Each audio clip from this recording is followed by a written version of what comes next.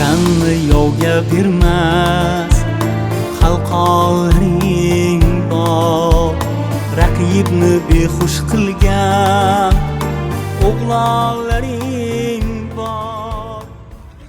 Assalomu alaykum bolajonlar. Assalomu alaykum. Qalay, maktablar tugatib, yozgi ta'til yaxshi bo'ldinglarmi? Ha.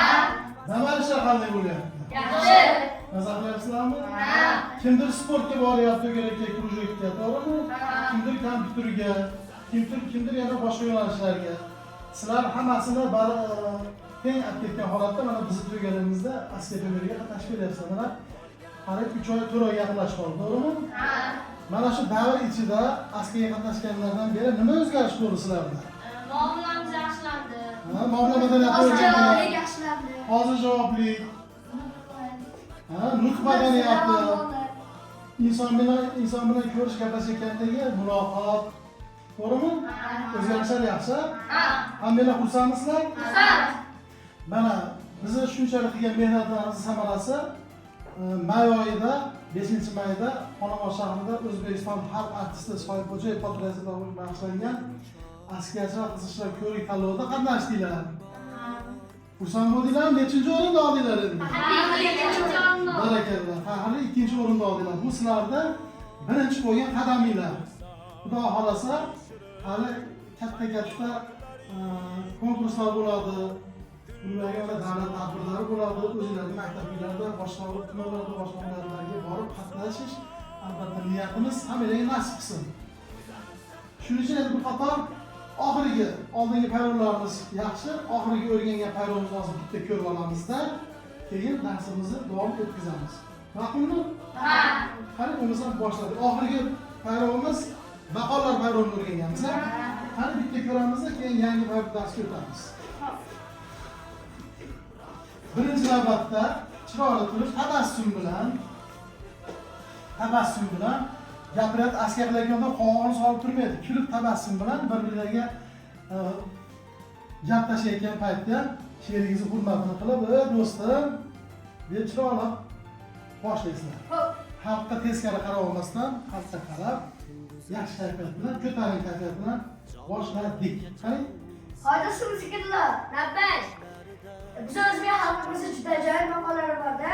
Ha, albatta. Kelinglar bugun bir maqollardan so'zlashamiz. Juda yaxshi.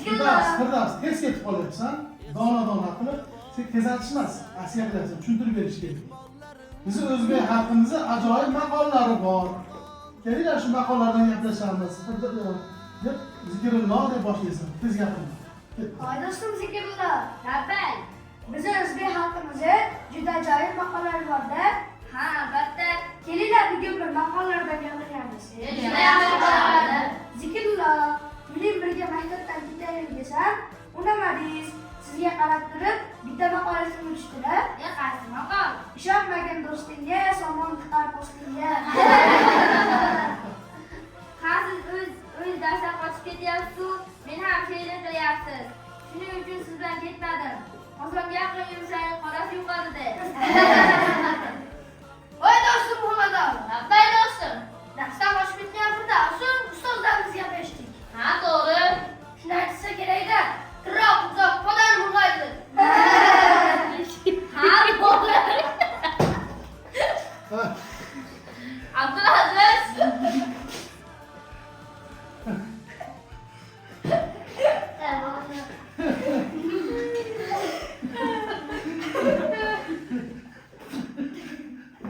Xohlasa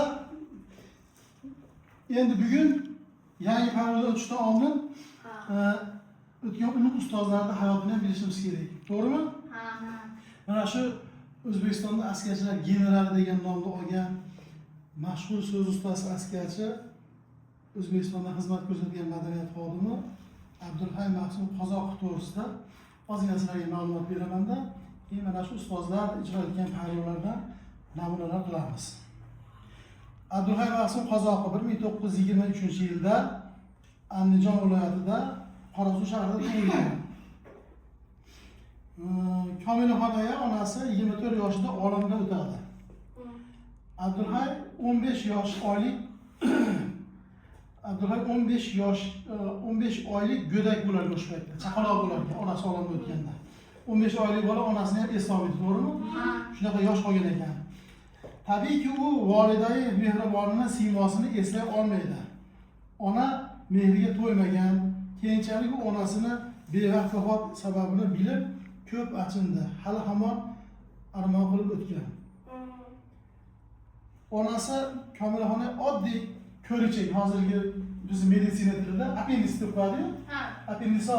Appendis qolsa borsa 20 kun qolmasdan operatsiya qilib yaxshi qo'yadi. To'g'rimi? U paytlarda shunaqa meditsina rivojlanmagani uchun oddiy mana appendisit ko'richak bilan olamdan o'tib ketgan bo'lar ekan. Endi hali yoshligida yetim qolgan, keyin oila boqish Abdulla Mahsumni o'ziga qoladi, kolxozda ishlaydi, shunaqa bo'lancha qiyinchiliklar ko'radi. Ustozi Mamajon ota Madaminiyning yoniga shogird bo'lib boradi. Mahsum Qozoqov nafaqat viloyatda, balki respublikamizdagi katta tadbirlarda, Navro'z, Mustaqillik bayramlarida, xalqaro tadbirlarda ishtirok etadi. Shuningdek, O'zbekistonda xizmat ko'rsatgan madaniyat xodim faxriy unvoni qo'lga kiritdi. Abdulla Mahsum Qozoqov nafaqat viloyatimizda, balki respublikadagi katta tadbirlarda, Navro'z umumxalq sayillarida, Mustaqillik bayramlarida faol qatnashgan. Shu bilan birga xalqaro qo'shni Qozog'iston, Qirg'iziston, Tojikiston respublikalarida bo'lib o'tadigan tadbirlarda ham qatnashib, xalq olqishlariga sazovor bo'ldi.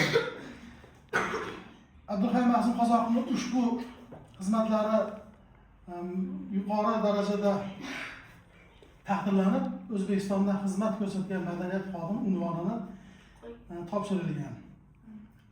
Hammalardan mana shu ulug' ustoz Abdulla Mahsumga o'xshagan elimiz suygan, xalqimiz suygan askarchi, so'z ustozi bo'lishlarni so'raymiz. Ustozlarning yo'lini bersin. Kelinglar endi bugun bitta yangi payrovni boshlaymiz. Bo'ladimi? Mana shu ustozlar ijro etgan yo'nalishlar bor. Gulmisiz, rayhonmisiz, jambilmisiz deb boshlanadi. Masalan, Muhammad Ali gulmisiz, rayhonmisiz, jambilmisiz Abdulaziz aytganingizman deydi. Keyin shu bitta yo'nalishga tushib ketaveradi. Bilganlar, bilmaganlar degan yo'nalish bor. Bugun kelinglar, bugun gulmisiz, rayhonmisiz, jambilmisizdan boshlasak. Bo'ladimi?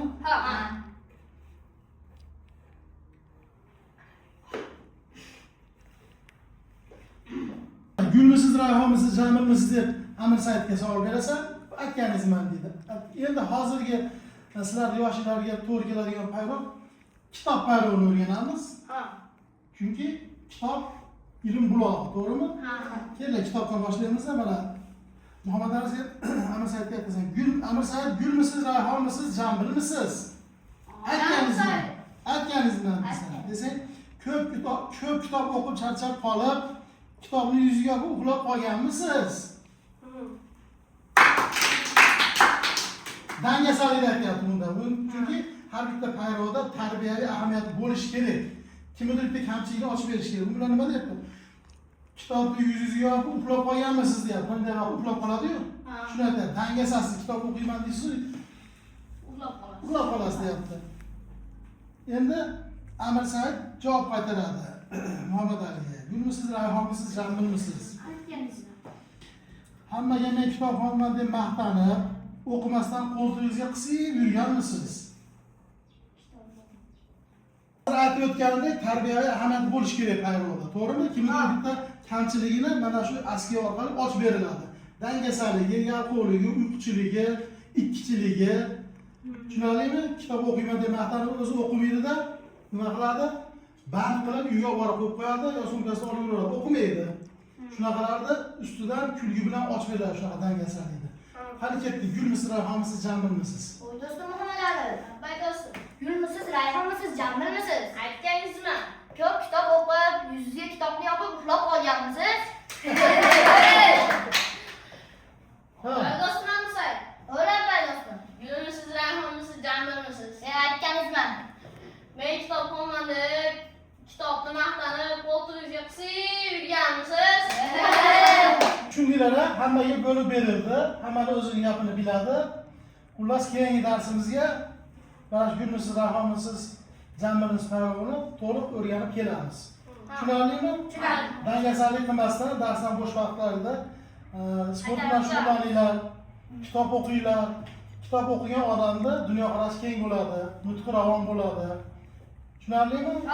Bo'pti, bugungi darsimiz tugadi. Xudo xolasa sizlar bilan keyingi darsimiz 14-kunga bo'ldi. 14-kuni ko'rishamiz. Sog' bo'linglar.